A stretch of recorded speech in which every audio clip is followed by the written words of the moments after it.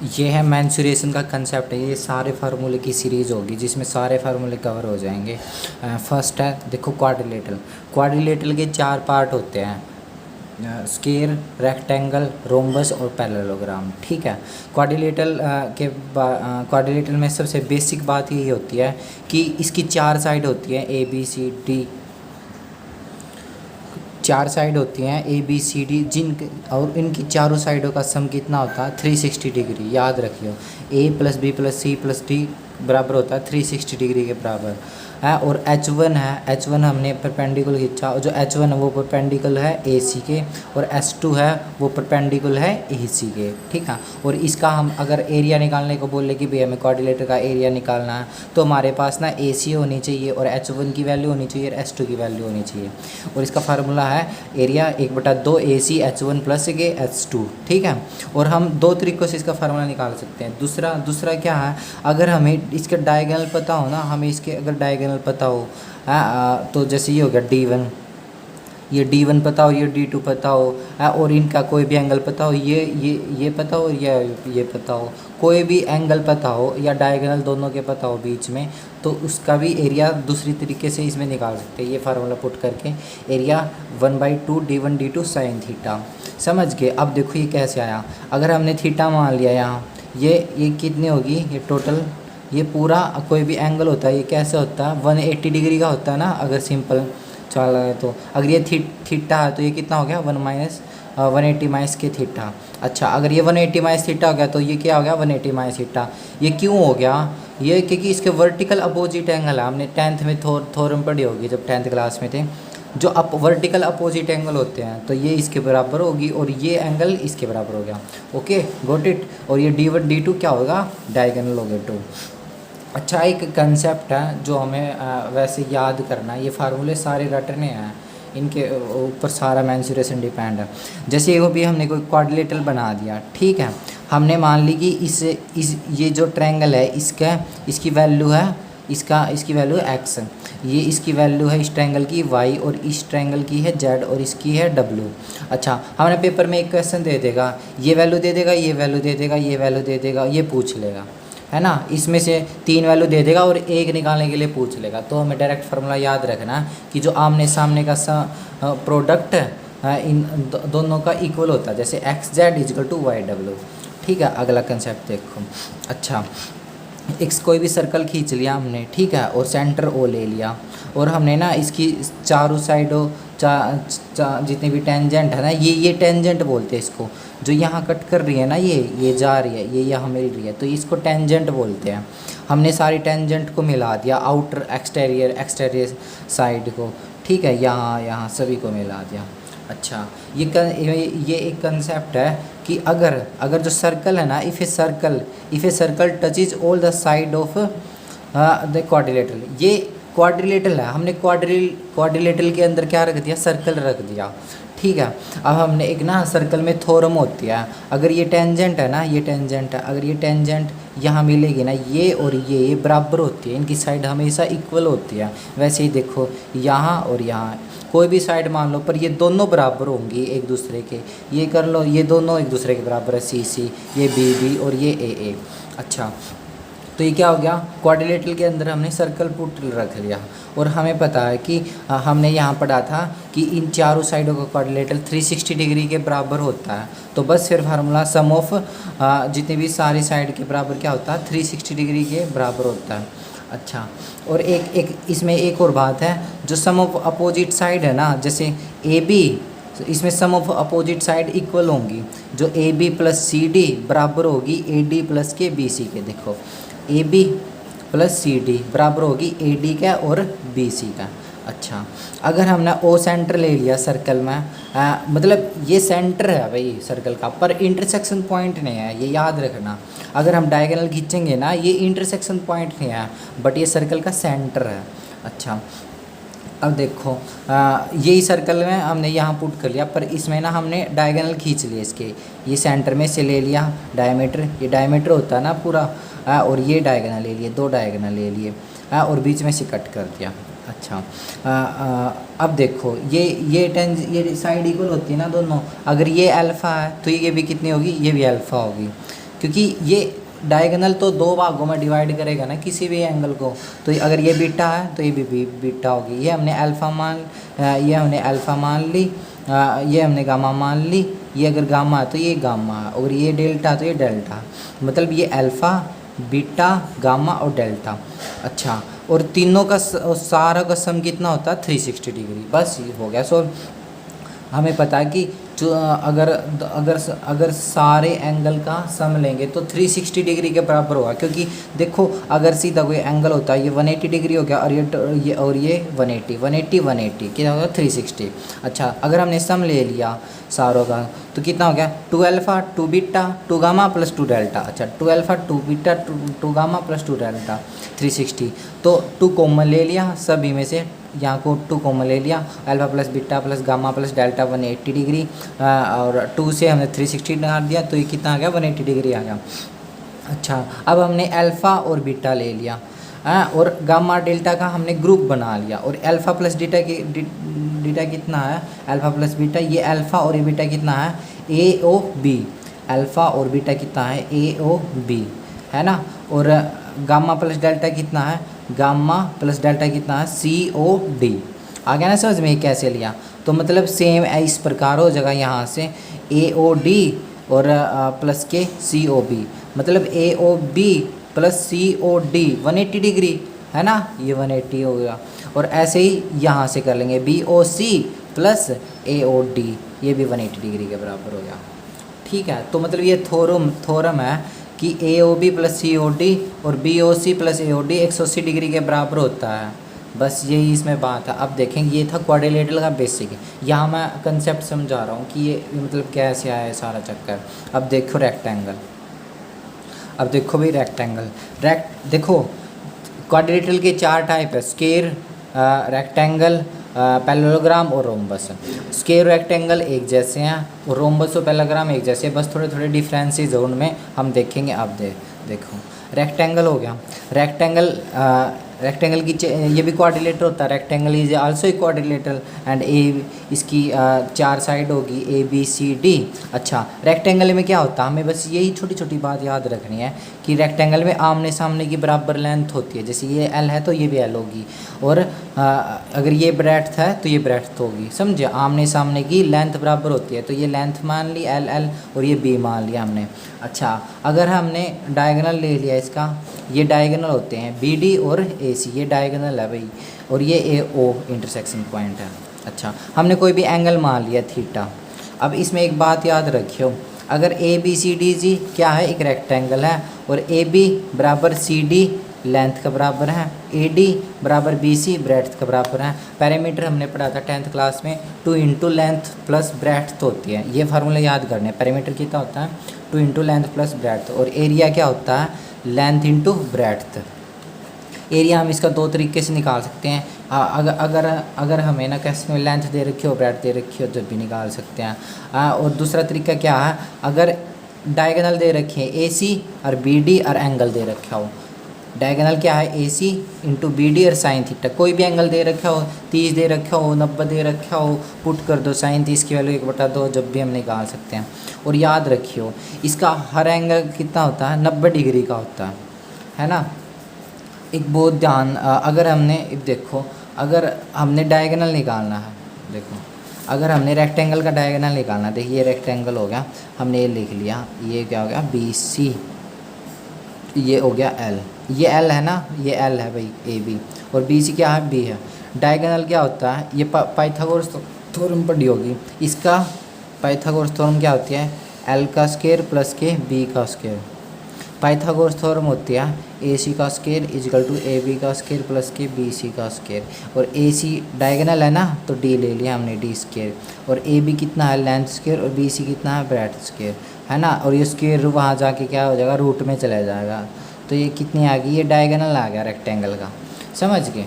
तो ये क्या हो गया डायगोनल AC और BD कितना हो गया L square plus B square. अगर हमने लेंथ ब्रेड्थ दे रखी हो तो हम निकाल सकते हैं डायगोनल। अब एक बात बहुत ध्यान से देखो, ये क्या है अल्फ़ा बीटा, ये क्या है, ये वर्टेक्स एंगल है। क्या है वर्टेक्स एंगल है, समझ गए ना, ये वर्टेक्स एंगल है। और ये क्या है AC BD क्या है डायगोनल है।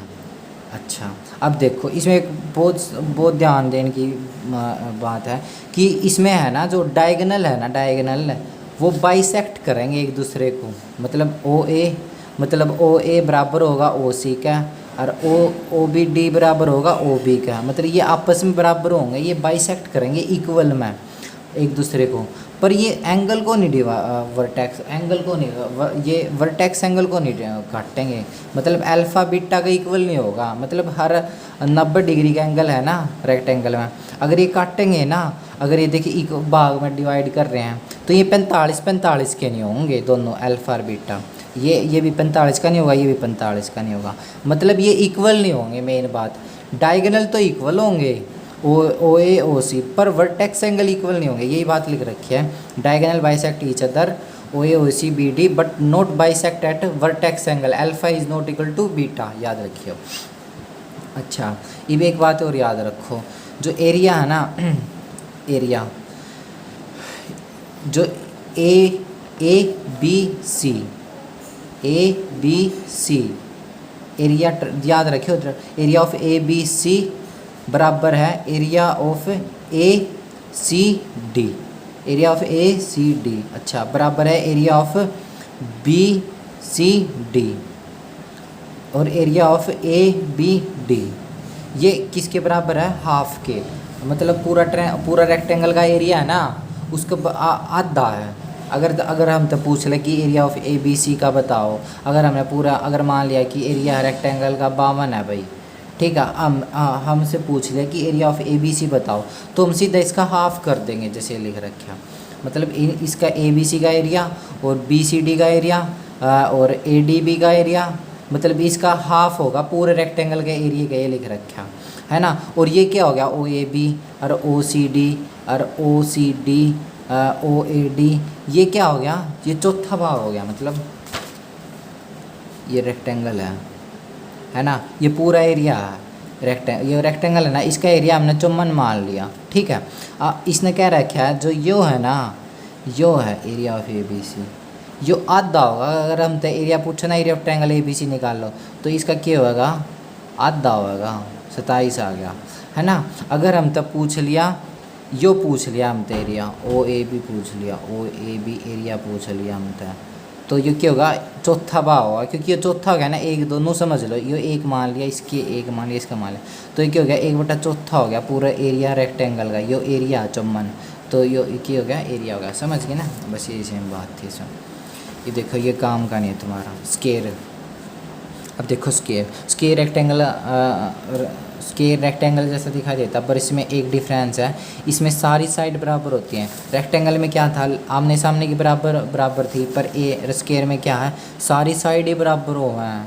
या अगर यह 5 है, यह भी 5 है, यह भी 5 है, यह भी 5 है। अगर यह 4 है तो ये सारी 4 है, ये सारी 3 है तो ये सारी 3 है। समझ गए? तो साइड ए है, और ये देखो, अगर ऑल साइड ए हैं, सारे जो डायगोनल है ना, ये क्या है? 90 डिग्री के हैं, ठीक है। ये 90 डिग्री का, ये भी 90 डिग्री है, ये भी 90 डिग्री का। और ये देखो, इसमें क्या था? इसमें रेक्टेंगल में क्या था कि वर्टेक्स एंगल इक्वल भाग में इक्वल नहीं है, पर इसमें है ना, इसमें अगर ये 45 है ना, तो ये भी 45 है। इसमें क्या है? बराबर है दोनों, अल्फ़ा बीटा क्या है? एक दूसरे के बराबर है। मतलब पर साइड नहीं है, साइड की साइड तो सारी सेम है। समझ गए ना? और इसका डायगोनल को ऊपर निकालेंगे हमने, इसका डायगोनल क्या हुआ है? इसमें डायगोनल निकाल लिया था रेक्टेंगल का। अब इसका स्क्वायर का डायगोनल कैसे निकालेंगे? हमें पता है कि इसकी भी ए साइड है, इसकी भी ए साइड है, ये होता डायगोनल। ये जो बीच में से डिवाइड कर दिया ना किसी भी साइड को, वो होता हमेशा डायगोनल। डायगोनल क्या था इसमें? इसका पाइथागोरस थ्योरम लगा दो, डी का स्क्वायर ए स्क्वायर, ये आ गई और ये आ गई प्लस ए स्क्वायर, क्या हो गया? 2a square. और डायगोनल क्या होगा? ये स्क्वायर चलेगा ना ऊपर, तो ये √2 आ गया, स्क्वायर से रूट कट गया, है ना। तो ये √2 आ गया। ये बात डायरेक्ट याद रखनी है कि डायगोनल ऑफ स्क्वायर क्या होता है? √2a हुआ है, ये याद रखनी है, सीधी बात। और कुछ देखना नहीं, ये तो मैंने समझाने के लिए बताया कि डायगोनल ऑफ स्क्वायर क्या होता है? √2a होता है, बस, और कुछ नहीं है इसमें। और एक ये पैरामीटर क्या है? पैरामीटर क्या है? 4a है। पेरीमीटर क्या है 4a है और एरिया क्या है a स्क्वायर है, बस ये याद रखना। अब देखो भी पैरेललोग्राम, अब ये आ गया पैरेललोग्राम और स्क्वायर। अब देखो पैरेललोग्राम में क्या, पैरेललोग्राम की भी सेम 4 साइड होती है क्योंकि ये भी क्वाड्रिलेटरल का पार्ट है ABCD, ठीक है। इसकी ये रेक्टेंगल की तरह होता है पर ये क्या होता है थोड़ा टेढ़ा होता है, बस ये बात याद रखनी है। इसकी भी रेक्टेंगल की तरह आमने सामने की साइड बराबर होती है, ये L है तो ये L है, ये B है तो ये B है, और इसके वर्टेक्स एंगल भी बराबर नहीं होते। अच्छा, और हमने ना यहाँ से D से हमने एक वो खींच लिया परपेंडिकुलर H1, और यहाँ से D से इसकी तरफ BC की तरफ परपेंडिकुलर खींच लिया। अच्छा, ये हो गया AB पैरेलल है, AB पैरेलल है CD के जिसने हमने लेंथ मान लिया, AD पैरेलल है BC के जिसने हमने ब्रेड्थ मान लिया, B मान लिया।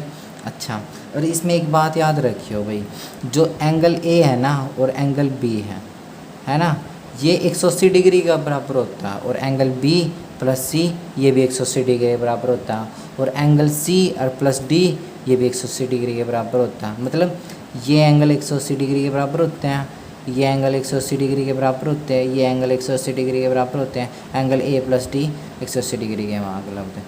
मतलब क्या हो, इसमें क्या है, जो एडजेसेंट एंगल है ना, एडजेसेंट के वजह समीप के एंगल है A प्लस B, ये सप्लीमेंट्री होती है। सप्लीमेंट्री मतलब 180 डिग्री, ठीक है। Adjacent angles are supplementary, A plus B और बराबर B प्लस C बराबर C प्लस D बराबर, मतलब ये सारे 180 डिग्री के बराबर होते हैं इनका सम। और ये जो डायगोनल है ना, जैसे AC और BD की वैल्यू इनकी इक्वल नहीं होती, अलग अलग होती है दोनों, मतलब डायगोनल इक्वल नहीं होते, डायगोनल नॉट इक्वल। और अल्फ़ा और ना इनके वर्टेक्स एंगल, अल्फ़ा बीटा क्या है, एक वर्टेक्स एंगल है, ना ये इक्वल होंगे कभी भी, ठीक है। बट ये अगर ये काटते हैं ना एक दूसरे को तो 90 डिग्री पे भी नहीं काटते, वो स्क्वायर में काटते हैं, समझ गए। और जो ये OA बराबर होता है OC के, और OB बराबर होता है OD के, ठीक है। और हमने H1 की क्या वैल्यू होती है, एल्टीट्यूड क्या होता है परपेंडिकुलर, एल्टीट्यूड ऑन AB, और H2 क्या है, एल्टीट्यूड ऑन BC, ठीक है। और हमने ना इसका वो मान लिया, ये फार्मूला होता है जो लेंथ और H1 और बराबर होती है ब्रेड्थ प्लस H2, ये बराबर होती है length LH1 equal to BH2 बराबर होती है। फिर हमने यहाँ L या नीचे B चला गया तो क्या हो गया L/B H2/H1, ये याद रखना है, कुछ नहीं रखा। अगर हमें एरिया निकालने की बात पूछे, एरिया कैसे निकालेंगे, एरिया हम जब निकाल सकते हैं अगर हमको लेंथ दे रखी हो, ब्रेड्थ दे रखी हो और एंगल दे रखा हुआ एक्स, है ना। एक तो इन्हें ऐसे निकाल सकते हैं। दूसरा तरीका, अगर हमने AC की और BD की मतलब D1 डायगोनल की और D2 की वैल्यू दे रखी हो और एंगल दे रखा हो, ठीक है। AC क्या है D1 है और BD क्या है D2 है।